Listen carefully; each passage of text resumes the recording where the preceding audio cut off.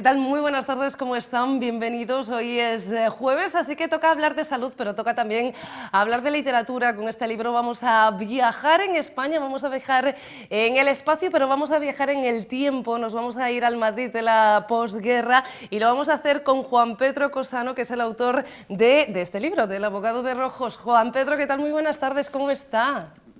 ¿Qué tal? Buenas tardes. Estoy encantado de estar con vosotros y sentirme cercano a esa tierra tan hermosa como es Galicia.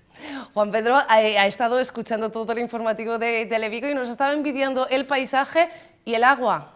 Sí, aquí en Jerez, donde me hallo, donde vivo, la sequía ya está adquiriendo proporciones alarmantes. Tiene que llover. Bueno, aquí está lloviendo demasiado, ¿vale? Torrencialmente en esta jornada, estamos seguros de que vamos a superar el temporal sin demasiados escollos y estamos seguros, y si hay que hablar con Santa Clara, se habla, que ustedes van a superar la sequía, eso esperamos, y mientras tanto podemos hablar de literatura, podemos hablar de posguerra o podemos hablar de jurisprudencia o si quieren de abogacía, porque usted antes de dedicarse a la literatura se dedicaba a eso, a la abogacía. No hables en pasado. Me sigo dedicando a la abogacía. La literatura en este país, salvo contadas excepciones, no da para vivir. Yo soy abogado, llevo 40 años de abogado. Desde hace 10 compagino la abogacía con la literatura. Desde que gané un premio Abogados Novela de Planeta, pues publico regularmente con ellos, y en este caso es la novela que tienes en tus manos, El abogado de Rojos. Un abogado, Eduardo Peña, no de juicios, sino de consejos de guerra, algo que él no se esperaba al acabar la guerra. Efectivamente, Eduardo Peña es un abogado madrileño, modesto, dedicado a asuntos mercantilistas, civiles fundamentalmente, que no se quiere involucrar en la guerra, que es pusilánime, que es timorato, que está marcado por la ausencia de su padre, que los abandona a él y a su madre cuando él tenía 11 años, y es un trauma que difícilmente puede superar, pero que por los azares de la vida, una vez que entra en Madrid, su madre lo empuja a interesarse por el destino de dos vecinos suyos que habían sido detenidos. Él había servido en el Ejército Rojo con su reemplazo, con su quinta, y había sido director del boletín del batallón, y por esa razón, cuando llega a un cuartelillo, es apresado, es sometido a consejo de guerra, sentenciado, encarcelado en Porlier, finalmente indultado con los primeros indultos de Franco. Cuando es liberado, intenta recuperar su oficio. La abogacía le es difícil y, curiosamente, es reclutado por el cuerpo jurídico militar para servir como defensor militar en este cuerpo, un hecho que es histórico, aunque pueda parecer un recurso literario. Ante la necesidad de abogados que integraran el cuerpo jurídico, Franco tira de abogados condenados como republicanos. Y es entonces cuando este hombre da el paso adelante. Se dice que si es abogado es para abogar, si es defensor es para defender, y se deja la piel en la defensa de los presos a los que tiene que asistir en estos juicios militares. Al final se encontrará con una persona de su pasado que va a marcar todo el final de la novela, que creo que es muy emotivo. Al final de la novela hay que llegar a través de estas páginas. Decía usted, esto es un hecho histórico, hay muchos hechos históricos, hay también muchos personajes históricos que se entremezclan con hechos y personajes de ficción, y esto hace que el libro, que la historia tenga una verosimilitud increíble, que lo podemos ver también a través de los diálogos, ¿no? Bien, todo lo que se cuenta en la novela, más allá de las peripecias del personaje o de los personajes de ficción, todo lo que se cuenta en cuanto a ambientación, bares, hechos históricos, leyes, hasta los cines y las obras de teatro que se proyectaban o representaban en Madrid en esa época es real. Yo me he valido mucho de la prensa de aquel Madrid, me he leído el ABC, el Liberal, los periódicos de la época, y los reproduzco en las páginas de la novela. Intento captar el ambiente fascinante de aquel Madrid, devastado, pero al mismo tiempo queriendo recuperar su antigua pujanza, lo que finalmente consigue. Y muchos de los consejos de guerra que yo reproduzco en la novela, algunos de ellos contemplan supuestos que ocurrieron en la realidad, hechos que ocurrieron en la realidad, hechos terribles, porque terrible fue la actuación tanto de un bando como la de otro. Y en esta novela no se oculta ninguna verdad. Queremos llegar a la verdad histórica. La verdad histórica es que difícilmente hay en una contienda blanco y negro, rojo y azul. Hay muchos tonos de grises y hay muchas personas más que esos dos bandos tan definidos a los que antes aludía. Juan Pedro, dice algo así, no dice algo así, no, lo voy a leer en la contraportada. Nosotros, bueno, normalmente yo los libros, antes de leer los propios libros, intento leerme los libros antes que leer incluso los resúmenes que envían las editoriales, que sí es cierto, a los periodistas nos los envían. Intento leer siempre que puedo los agradecimientos que hacen los autores y aquellas cosas que se destacan en la contraportada, porque sí suele estar en connivencia el autor con la editorial y dice una novela sobre la guerra civil para enterrar la guerra civil, un canto a la esperanza de la reconciliación definitiva. En esta novela hay un personaje que cree que la reconciliación va a llegar inmediatamente después, tan pronto acaba la guerra, que ve efectivamente con estupor al principio a su alrededor, después a través de esos periódicos, a través de los mensajes que va escuchando en la radio. Nosotros estamos en la tele, pero el Televigo pertenece a Radio Vigo, a la cadena SER, también somos trabajadores muy próximos a la radio. A través de su propia realidad ve que esa reconciliación no da llegado, se sorprende, se lucha contra eso. ¿Usted cree que también ahora, hablando de ello, revelando esa realidad que tuvieron que vivir ambos bandos, se puede llegar todavía a esa reconciliación que en muchos casos no existe? Eso es lo que me ha motivado a escribir la novela. Yo pensé que nunca iba a escribir sobre la guerra civil, he escrito sobre muchísimos siglos de la historia de España, pero no huía de la guerra civil. En estos años, observo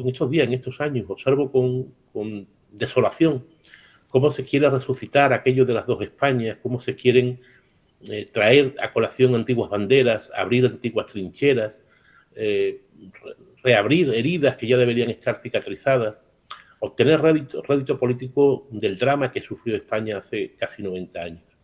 Yo creo que es tiempo de reconciliarnos, yo creo que es tiempo de volver al espíritu del 78, creo que es tiempo de decirnos que lo que pasó, pasó, que no hay que olvidarlo, porque el pueblo que olvida su historia corre el riesgo de volver a repetirla. Pero sí hay que perdonarnos, tenemos que reconciliarnos, tenemos que vivir en paz, tenemos que intercambiar ideas sin que eso suponga odiar a quien mantiene una postura contraria, y tenemos que construir el futuro nuestro y de nuestros hijos con cimientos de esperanza y no con cimientos de odio.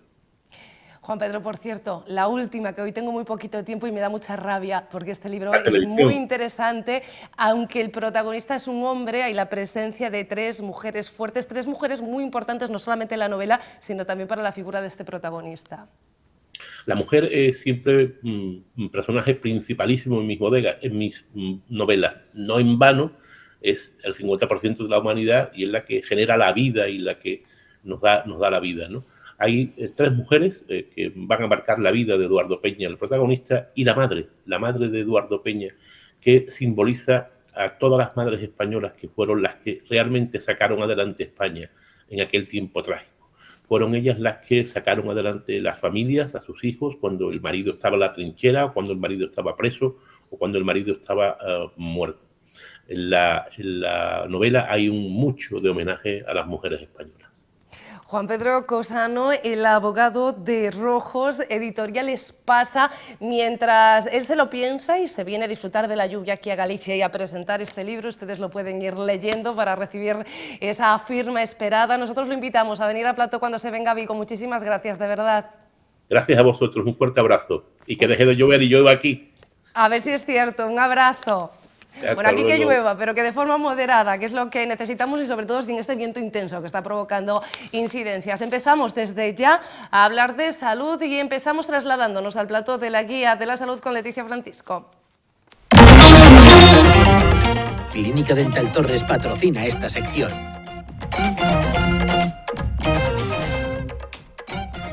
Muy buenas tardes, María. Después de haber visitado esa última vez las instalaciones de la Clínica Torres, hoy nos hemos traído al doctor al plató, al doctor José Luis Torres. Muy buenas tardes. Hola, Leticia. Buenas tardes. Buenas tardes, doctor. Estamos a punto de celebrar en unos días tan solo San Valentín, una época como otra cualquiera, ¿no? Para estar juntos, para estar acompañados, para besarnos también, las parejas sobre todo.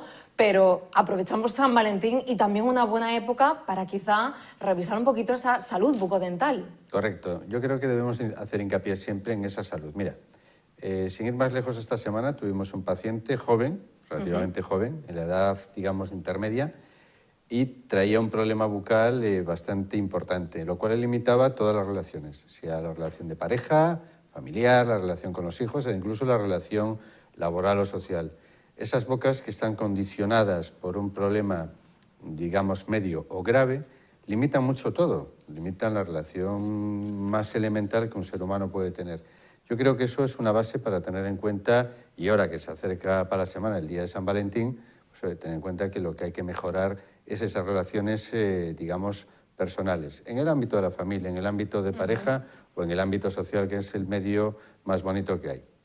Por lo que nos cuenta, doctor, esa salud bucodental también puede hacer hincapié en nuestra autoestima, por eso es importante un poquito la limpieza, revisar también la salud de nuestras encías. ¿Qué es importante? ¿Qué recomendaciones son importantes para los pacientes? Vamos, el paciente debe entender siempre que las revisiones deben de ser periódicas, es decir, entre 1 o 2 veces al año hay que hacer revisión periódica y sobre todo hay determinadas alarmas que saltan cuando uno tiene un ligero sangrado, cuando tienes una hipersensibilidad dental, cuando tienes ese tipo de situaciones en las cuales dices, coño, me sangra un poquito la boca, pero no sé el por qué. Entonces, todo eso indica que lo que tienes que hacer es llamar a tu dentista, acudir, que te haga una buena revisión y en base a eso actuar y hacer un tratamiento adecuado para que eso no vaya más. Aquel pequeño punto negro en el cual nos dice, es un puntito, no pasa nada. Revíselo, veamos a ver si es un punto o es ya, digamos, una caries que está activa. El pequeño sangrado, si es una gingivitis ligera, hay que tratarla y si eso a la larga puede generar una periodontitis, habrá que actuar sobre ella. Pero bueno, en general acudir de manera adecuada y digamos que cada ciclo, cada 6 meses o cada año, acudir de manera pautada. Y más recomendaciones, además de esa pues, higiene, ¿no?, que debemos tener cada uno en nuestra casa diariamente o de acudir, como dice usted, cada 6 meses, cada año al dentista. ¿Qué más recomendaciones se pueden tener los pacientes, las personas? Independientemente de que tiene que acudir en esos periodos que estamos diciendo, de entre 1 o 2 veces anuales, también hay pacientes que tienen que acudir de manera un poco más cíclica porque su patología lo implica. Pero en general el paciente debe acudir para mejorar tanto esa salud bucal como la salud que implica pues, todo en general. Es decir, una buena salud bucal implica que tú tengas una buena relación social, que tengas una endorfina adecuada a la hora de entablar pues, un diálogo, una conversación.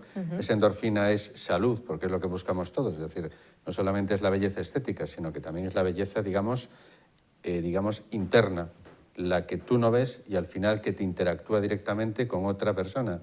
Eso digamos que es una salud general.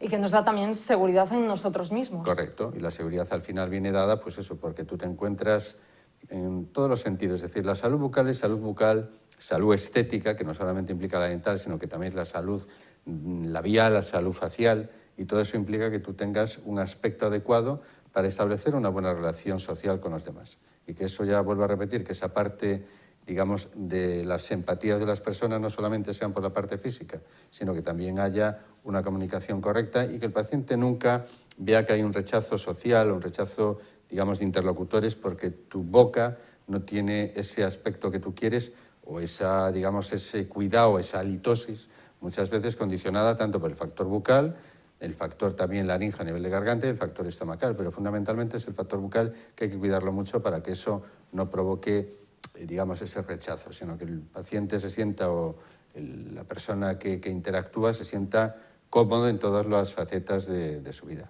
Pues tomamos nota, doctor, no solamente de esos cuidados que nosotros mismos tenemos que tener en nuestra casa, sino esas revisiones periódicas que se deben hacer en clínicas como la suya en este caso. Yo siempre digo que el binomio salud y estética es una parte del crecimiento y digamos que la parte de que el paciente se siente empoderado. Es decir, ese paciente que ese binomio lo lleva de manera adecuada, su estética personal, su salud física y su salud bucal, es un paciente que está empoderado, es un paciente que puede permitirse considerar la vida desde el punto de vista más endorfínico, más alegre, más dinámico. Y yo creo que eso es una parte fundamental para que las interacciones sociales funcionen de manera adecuada. Y de nuevo volvemos a repetir, día de San Valentín, siempre hay que cuidarse la boca para que esa interacción, digamos, personal, en el ámbito de pareja, en el ámbito de familia o en el ámbito social, que sea adecuada. Pues nos quedamos con esa recomendación, con ese mensaje. Muchísimas gracias, doctor José Luis Torres, por estar hoy aquí con nosotros y a ustedes también para celebrar San Valentín con seguridad en nosotros mismos y sobre todo con mucha salud y higiene bucodental.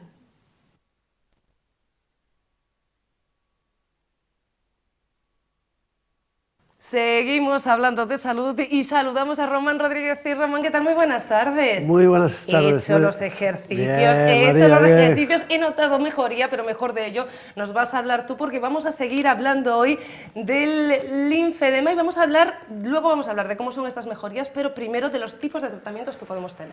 Bueno, el linfedema es la patología por la que yo estoy aquí, básicamente, ¿no? Porque el linfedema, y por lo que estaba Cidema, ¿no? El linfedema fue el origen de que yo me preocupase y empezase a estudiar hace unos 15 años más o menos, ¿no? Entonces le tengo, especial cariño a ayudar a esta gente y muy comprometido, ¿no? En todas, pero este es como el origen de todo. Entonces, el linfedema tenemos como 3 tipos de tratamiento. O sea, un tratamiento preventivo que me gustaría desarrollarlo en otro programa porque no se está desarrollando mucho a nivel nacional y bueno, yo creo que necesita un buen tiempo. Y porque hablarlo. si prevenimos no curamos, yo entiendo que es lo más importante sin duda. Es súper importante, estamos haciendo unos procesos muy buenos y me gustaría transmitirlo y bueno, y estamos intentando llegar y alcanzar también a los médicos, a los oncólogos, etcétera, etcétera. Bueno, si en otro programa yo creo que sería muy interesante hablarlo, ¿no?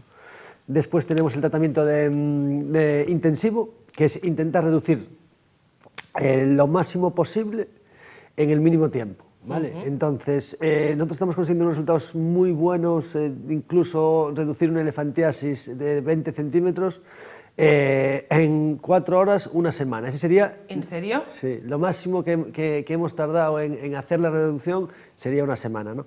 Entonces, nos viene mucha gente de Vigo, pero eso también nos permite que, como nos está viniendo del norte de Portugal, del norte de España, en todas las zonas de Galicia, de Foz, de Sarria, del Barco, venir a estos tratamientos, porque al final antes se conseguían estos resultados o resultados parecidos 3 semanas y entonces, claro, desplazarse 3 semanas no es lo mismo que en una semana, en 4 o 5 días consigamos estos resultados, ¿no? Bueno, estamos viendo el antes y el después en alguno de esos tratamientos ya.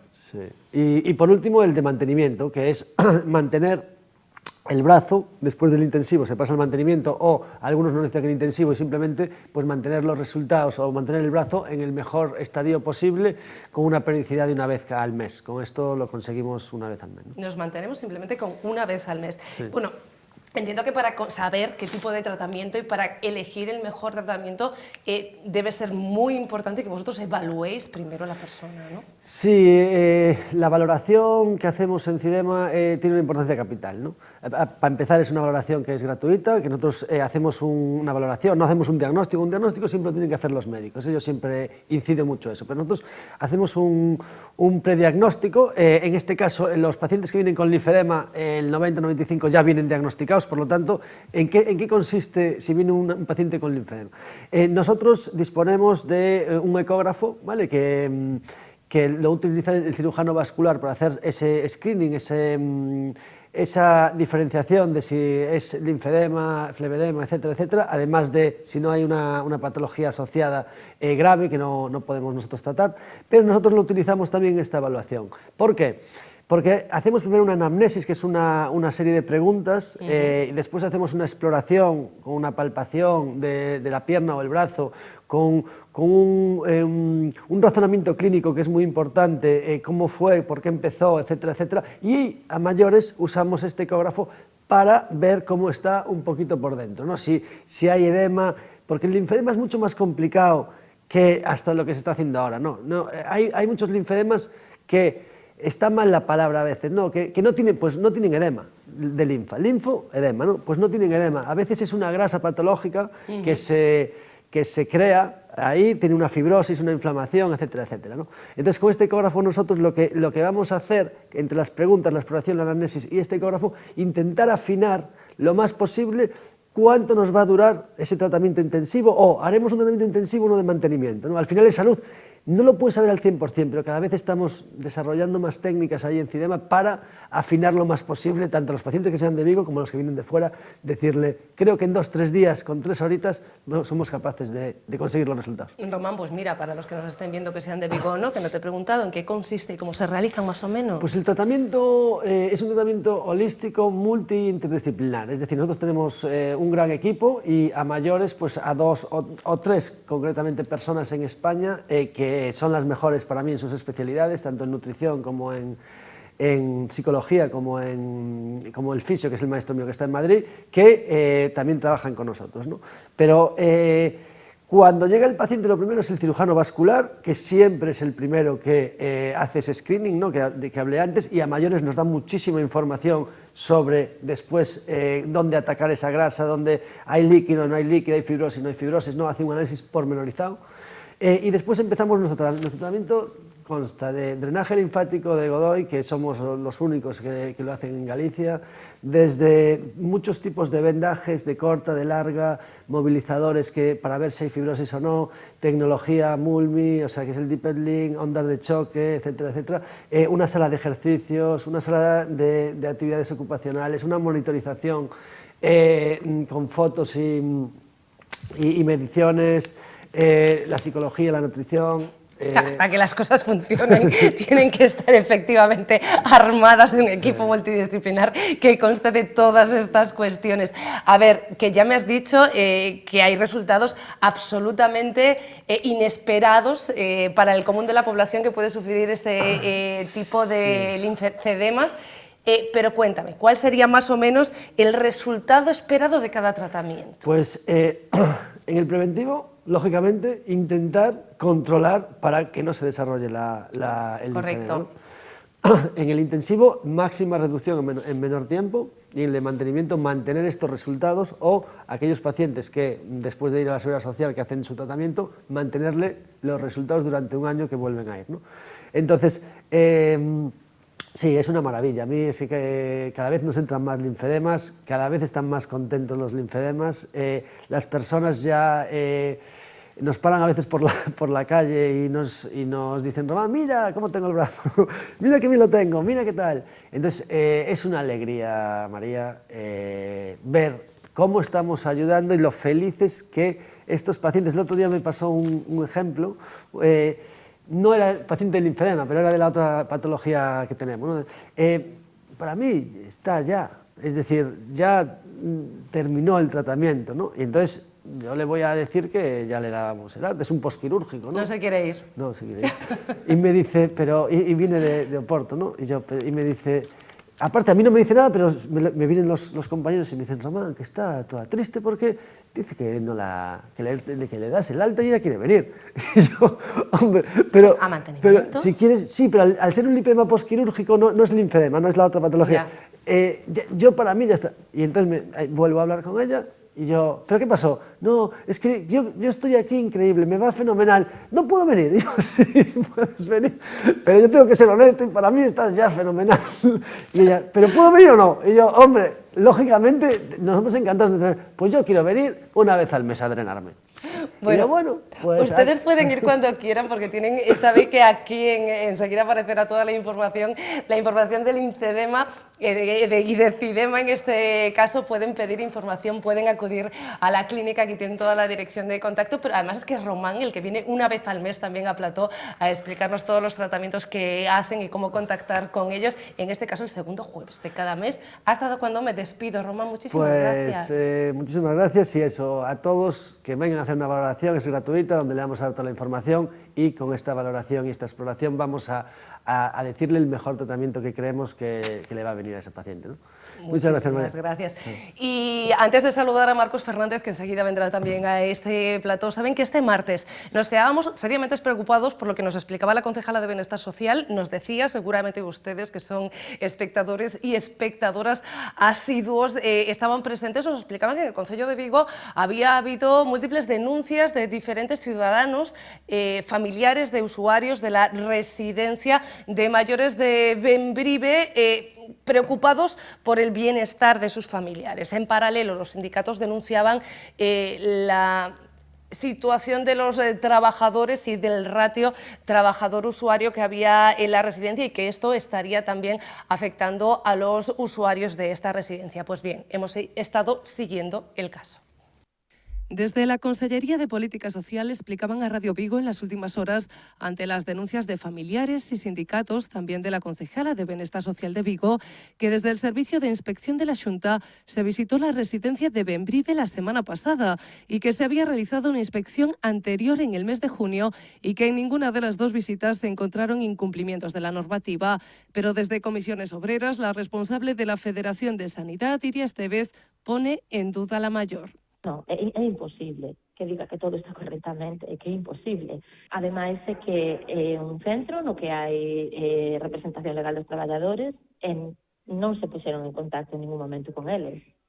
O habitual é que se ademais as queixas veñen da RLT, como é o caso, que se han interposto unha chea de denuncias na Consellería de Política Social, o normal é que preguntes a quen pon esa denuncia.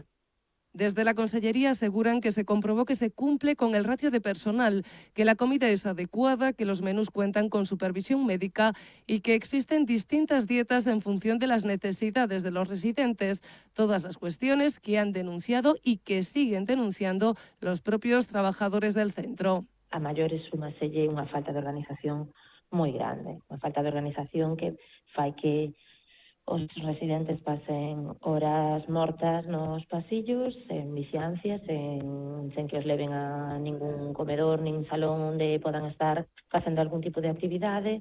Esta desorganización fai que a roupa de abrigo pois non sexa adecuada para a estación. As únicas opcións coas que se topan os residentes é pois a comida coa textura normal ou ben xa directamente turnos, co cal nos hemos puesto en contacto también con la dirección del centro, que de momento rehúsan hacer declaraciones. Los sindicatos, Comisiones Obreras y UGT siguen manteniendo la convocatoria de una manifestación frente a la residencia este viernes por la tarde. Lo que les decimos siempre, los temas que les interesan a ustedes nos interesan a nosotros, sobre todo los temas que les preocupan a ustedes nos preocupan a nosotros, nos preocupa la salud animal y por eso está con nosotros siempre Marcos Fernández. ¿Qué tal tu salud, Marcos? Bien, de momento salvado. Estoy enfadadísima con Marcos hoy porque a las 6 de la mañana me envió, voy a tapar la pantalla, este vídeo que van a ver ustedes a continuación. Bueno, si no les gustan los bichos, no lo miren, ya aviso también. ¿Qué es esto, Marcos? Cuéntanos. Este es un vídeo un poco referente al tema que traíamos hoy, que era para completar el tema de los parásitos, ¿no?, internos que hablábamos la semana pasada. Y esto es precisamente un parásito que vomita un gato recientemente durante una exploración por otro motivo. Los gatos a veces cuando les sedamos para hacer una radiografía, una ecografía, lo que sea, pues a veces tienen vómitos, nos pasa a veces, tienen náuseas y vomitan, y este es el vómito, el resultado del vómito de un gato aparentemente sano. Y de estos gatos que viven dentro de una casa y que todo el mundo dice, ¿cuánto hace que no lo desparasitas? Pues no lo desparasito porque como vive en un piso no lo necesita. Bueno, pues a veces nos olvidamos de que los parásitos están ahí. Entiendo que eso que yo no he visto y algún espectador pobre sí o ya ha apagado la tele, hemos perdido a varios espectadores o espectadoras durante este tiempo, era una tenia y la ha vomitado entera. Y la ha vomitado entera, eso es. Ah, bueno, bien, ¿no? Dentro de lo que cabe, bien. Bueno, pero puede haber más, entonces hay que desparasitarle, ¿no? Ah, ¿pueden vivir varias tenias juntas, claro, sí. compartiendo piso? Compartiendo piso, eso es. Cuando hay una tienes que pensar que puede haber más. Vale. ¿Cada cuánto tiempo debemos desparasitar, por tanto? Depende un poco de los hábitos de vida. Está claro que un animal que está en el exterior, un animal que caza, imagínate un gato que caza ratones o que caza otro tipo de presas, tiene más riesgos de parásitos, pero un gato indoor no es un animal que no tengamos que desparasitar nunca. Como norma general siempre decimos que más o menos con cada estación del año deberíamos indoor hacerlo. Voy a traducir yo, ¿vale? De dentro de casa. Eso es, de dentro de casa. Deberíamos hacerlo más o menos con cada estación del año, o sea, unas 4 veces al año. Pero todo depende también de eso, de los hábitos de vida, de los riesgos sanitarios de la familia. Pues si tengo una mujer embarazada en casa, si hay niños pequeñitos, si hay personas inmunodeprimidas, que cada vez hay patologías que nos dan tratamientos que nos bajan las defensas, pues son animales que tenemos que desparasitar más. Me voy a arrepentir muchísimo de hacer esta pregunta, pero es que él me manda a hacerla. ¿Qué más clase de parásitos hay aparte de esta? Este es uno de los clásicos que todo el mundo asocia, ¿no?, las tenias. Sí. Pero yo te traía hoy un poco otros que no te he mandado vídeos para no... Gracias a Dios, yo te lo agradezco. Para yo no creo seguir, que la audiencia también. Eso es, para no seguir perdiendo audiencia. Te he mandado como parásitos un poco diferentes, y creo que ya hemos hablado otras veces también, porque además están cerca, ¿no? El gusano del corazón, lo que llamamos filarias, y este es un parásito que se transmite a través de la picadura de un mosquito. Incluso gatos de piso, volvemos otra vez, que les puede picar un mosquito, porque los mosquitos vuelan y entran por las ventanas, pues gatos que no salen de su casa están expuestos a este riesgo. En Vigo ciudad no es un riesgo que sea frecuente, pero sí cerca de aquí. Por ejemplo, el Baixo Miño es una zona endémica de este gusano del corazón y hay que recordar que es una enfermedad grave, ¿no? Los gusanos adultos, como veíamos esa tenia en el digestivo, pues en este caso los gusanos adultos están en la circulación pulmonar. Imaginaros esos gusanos viviendo dentro... Pero no así tan grandes, ¿no? No tan grandes, pero más o menos para que la gente nos entienda como una ángula, ¿vale? O sea, esto dentro de tu árbol circulatorio, en las arterias pulmonares, es un riesgo que muchas veces los perros tienen muerte súbita, o los gatos, ¿no? Por culpa de ese parásito. Y luego también te traía otro, que es el del ojo, que este es más visible. Sí, qué majo, ¿lo trajiste alguna vez? Y lo hemos traído otras veces, Sí. y que se llama telacia. ¿Y por qué lo traemos también? Porque es que muy cerquita de aquí, y sabemos de la relación de Vigo con la provincia de Ourense, ¿no? Mucha gente que vive en Vigo va a Ourense los No fines de vayan semana. al pueblo, pero es que ¿para qué van ustedes al pueblo? Es tontería. Entonces ahí tenemos un montón de ese parásito de telacia, ¿no? Que pone las larvas en el ojo y eso hace que luego el perro venga como con una conjuntivitis, ¿no? Entonces, estamos habituados a las lombrices tradicionales, pero que hay otros parásitos que no debemos de descuidar y que incluso animales urbanos hay que tener en cuenta que según sus viajes y demás hay que insistir mucho en la desparasitación. A mí las lombrices ya me dan grimilla, pero ya que estén en el ojo, pues como que no. En todo caso, cambio de tema y no es mejor este asunto, no es mejor, pero en todo caso hay que tocarlo también y hay que tratarlo porque el 4 de febrero, saben ustedes que siempre tocamos fechas, o Marcos Fernández también toca siempre fechas habituales, fechas destacadas, celebraciones internacionales, Día hoy de la Mujer Internacional, de la Mujer en la Ciencia, diversas celebraciones. Si tienen mujeres, niñas en casas, busquen en agenda porque hay múltiples obradoiros en diferentes sitios también en esta tarde para aquellas jóvenes promesas del mundo de la ciencia, sobre todo aquellas niñas que se les den bien las mates y las ciencias. Hay muchos obradoiros de cosas interesantes que seguramente les puede interesar, igual no para una profesión futura, pero igual para pasarlo bien esta tarde. El 4 de febrero se celebró el Día Internacional del Cáncer. Hay muchos perros también que pueden llegar a sufrir cáncer, hay que prevenirlos, hay que curarlos, hay que estar atentos. De hecho, te lo ponía un poco como eso, concienciación de que el cáncer es una enfermedad pues también muy común en nuestros pacientes, ¿no? Y los perros, como hablamos muchas veces, cada vez viven más años y el cáncer aparece, y de hecho el 47%, según cifras recientes, de los animales, de los perros mayores de 10 años, la causa de mortalidad es algún tipo de cáncer. Hay muchos tipos de cánceres, igual que en personas, pero que no descuidemos de que el diagnóstico en esos animales tiene que ser pues, lo más precoz posible para poder intentar dar una solución, ¿no? Marcos Fernández, muchísimas gracias por todo menos por el vídeo de la tenia y nos vemos el próximo martes, no, que es entroido, lloverá y no lo celebraremos, pero es claro, Jueves, el martes no nos vemos, ¿vale? Es entroido. El jueves nos vemos porque en principio no hay nada, igual... Después del carnaval nos vemos. Vale, venga, ¿te disfrazas? Yo no suelo disfrazarme mucho. Se disfraza, va a ir de veterinario. Háganme caso, y si no, pásense por Navia, por Teixugueiras, que ya les digo yo que sí, que en Anicura va a estar disfrazado de veterinario, lo verán, no sé si de verde o de blanco, pero va a estar. Nosotros nos vemos mañana con más plato abierto, pásenlo bien, mañana se lo confirmo, pero lo del desfile de disfraces el sábado va a estar complicado aquí en Vigo, en Tomiño, en Tui, en Oporriño, en Mos, en cualquier lugar del área, porque esto del temporal parece que va a ir para largo, va a llover. Y bueno, vamos a estar atentos, ¿vale? Mañana repasamos la predicción y se lo cuento.